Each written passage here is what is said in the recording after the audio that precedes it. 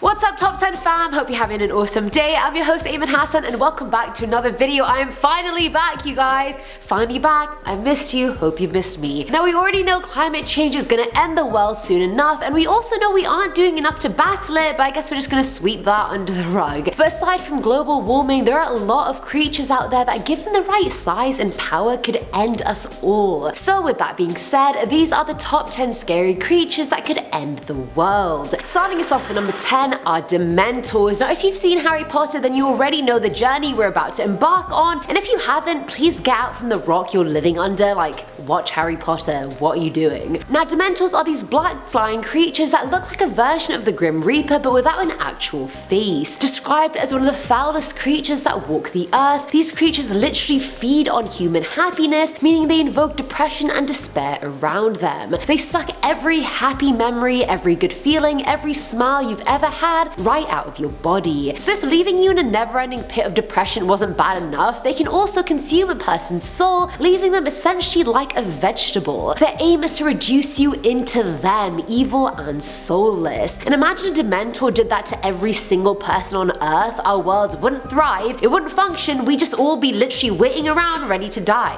Which I mean, you could argue people are doing that right now. Coming in at number 9 is RANCOR, and honestly only Star Wars fans will know this one. As a newly knighted Star Wars fan myself, I'm very proud to be part of the club. Now making its appearance in Return of the Jedi, this alien monster lives in the cellars of Jabba the Hutt's palace, and Jabba basically uses it for viewing pleasure. Whoever he wants to kill or watch fight a losing battle, he just shoves them in the cellar and watches the battle take place. Now this beast is disgusting, it's absolutely massive, around 5 meters tall, it's got 4 claws for hands, it's almost got protective shoulder pads built into its skin, it's drooling all over the place, and its mouth could probably swallow me whole. And did I mention it's immune to firepower, and only one person ever managed to kill it, and that was none other than Master Luke Skywalker. And I mean, I'm not blessed with the Force, so I definitely could not go up against this thing. At number 8 we have GOZER. Now GOZER is the main villain in the Ghostbusters franchise, and it is the super powerful ancient entity that was summoned to New York City to destroy the world. Its earliest known appearance was apparently in Mesopotamia back in 6000 BC, and it's said to be the most powerful entity the Ghostbusters have ever faced. It can literally do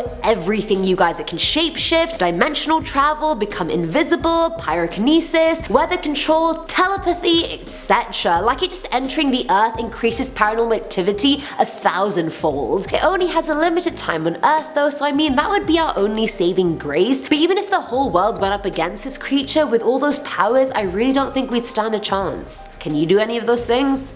Didn't think so. Sit down. Filling at number 7 slot is Pyramid Head. So this creature comes from the Silent Hill franchise, and he is a lot to deal with. Looks wise, he's extremely strong. He was a huge triangular helmet that hides his face, hence the name, and on top of that he can't speak. The entity is shirtless and wears a bloody skirt, to put it in layman terms. Now Pyramid Head is more of a monster than an entity. There seems to be more than one of them alive, meaning they're most likely a species of some kind, and their sole purpose is to deliver punishment and execute any and all sinful humans, which maybe we need in the world. I don't know, eradicating all the bad people doesn't sound too terrible, but then again I feel like everyone sins, so like, are we all going? I feel like that's the case. Its weapon of choice is the Great Knife, which is basically a gigantic machete, and like I mean, need I say more? Imagine so many of them just running around the earth, like we'd all be dead very shortly. Let's be real. Now at number 6 is the Thing. Now this extraterrestrial life form shows up in the 1982 sci-fi horror film The Thing. Thing is a parasitic extraterrestrial that not only assimilates with other organisms, it also imitates them to a T. So in that regard, I could be the Thing, you could be the Thing, producer Chris could be the Thing, we don't really know. This creature has apparently been all over the galaxy, and when the Thing takes you over, you have no idea it's even happening. So not only does no one around you know you're the Thing now, you don't either. Can you imagine how dangerous that would be? Imagine they assimilated a president or a top tier security professional, like nothing and no one would be safe.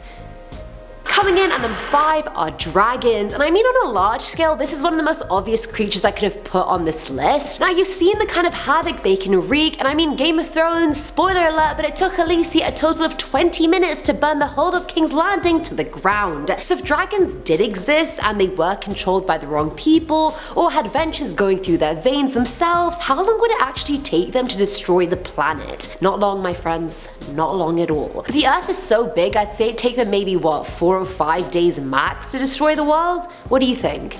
I mean, if it took 20 minutes to destroy King's Landing, and that's as big as like Croatia, someone do the maths. At number 4 are crawlers. Now I for one have never gone cave exploring or have actually been in a network of caves, but after this I'm not sure I'd ever want to either. Appearing in the 2005 adventure horror film The Descent, we have crawlers. These pale white humanoid creatures are horrific to look at for lack of better terms. They're hairless, wrinkly and slimy, have elf-like ears and pointy ass teeth, and you guys already know pointy ass teeth are just a hard no from me. I can't even. Eamon doesn't do pointy teeth. We've already established this. Like, nah. No! Now let me run you by their skills that they have to take us down. A, they can see in the dark, they're extremely fast, and they can use any environment to their advantage, and can climb any surface, as in they're probably right above me on the ceiling as we speak. Now they are rip your head right off your neck level strong, which is something I'm just not ready to go up against, and I feel like no one in the world is ready to go up against that. Maybe I mean tanks and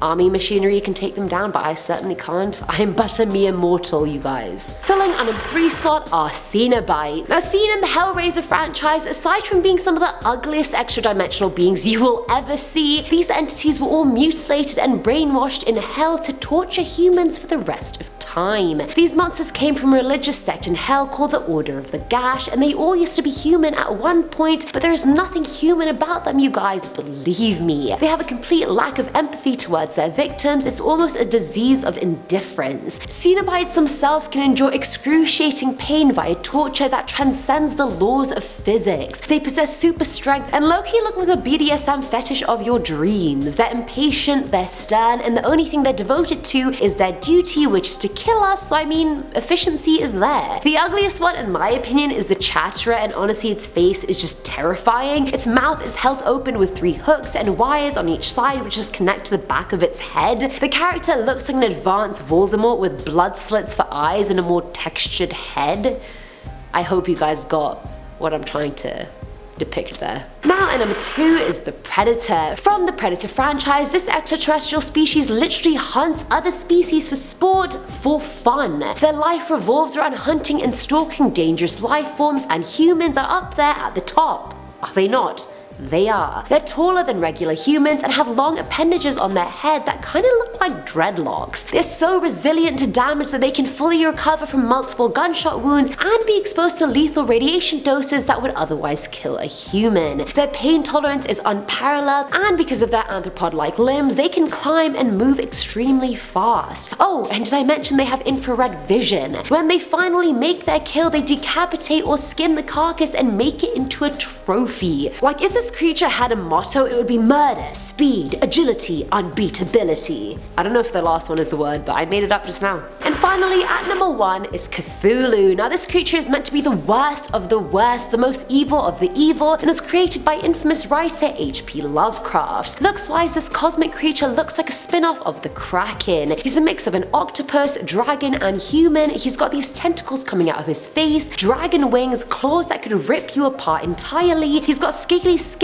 Oh, and he's hundreds of meters tall, so there's that. Cthulhu was first introduced in the 1926 short story The Call of Cthulhu, and he's basically hibernating inside this underwater city in the South Pacific. It's said that he was imprisoned because he's the biggest source of anxiety for mankind on a subconscious level. It's said that he will return when his followers chant a specific phrase, and when he does, it is over for us all. He has the power to make anyone that looks at him go insane. He's basically half god and can't be killed unless you're a near omnipotent power yourself. Because of his vast intelligence, he knows every single thing happening in the worlds at once and can telepathically communicate with every single person alive, thus being able to control everyone's minds. Am I being controlled by Cthulhu right now?